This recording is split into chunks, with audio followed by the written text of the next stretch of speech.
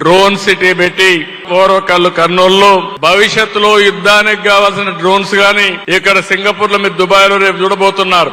Air టాక్సీలు వస్తున్నాయి. అవసరమైతే దుబాయ్ కూడా ఎయిర్ టాక్సీలు మనం సప్లై చేసే పరిస్థితి భవిష్యత్తులో ఉంటుంది.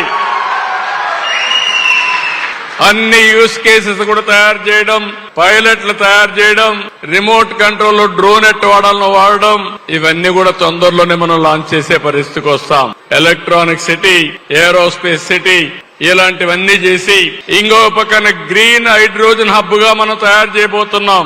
ఎక్కడెక్కడ సోలార్ గాని, విండ్ గాని, అదే మరి పంప్డ్ స్టోరేజ్ ద్వారా గ్రీన్ ఎనర్జీ కూడా దోహదం చేసి అవసరమైతే వేరే దేశాలకు గ్రీన్ హైడ్రోజన్ ద్వారా ఎలక్ట్రిసిటీ మనం సరఫరా చేసే పరిస్థితి కూడా వస్తున్నాం.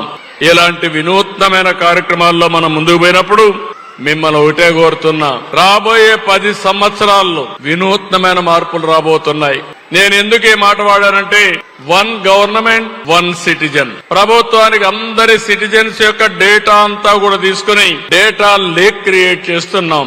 కాన్ఫిడెన్షియాలిటీ మెయింటైన్ చేస్తున్నాయి. డేటా లేక్ వల్ల హిస్టారికల్ డేటా ఉంటుంది, ప్రజెంట్ డేటా ఉంటుంది. ప్రతి ఒక్క ఫ్యామిలీకి ఎలాంటి అవసరాలు ఉన్నాయో అన్ని కూడా టార్గెట్ చేస్తాం.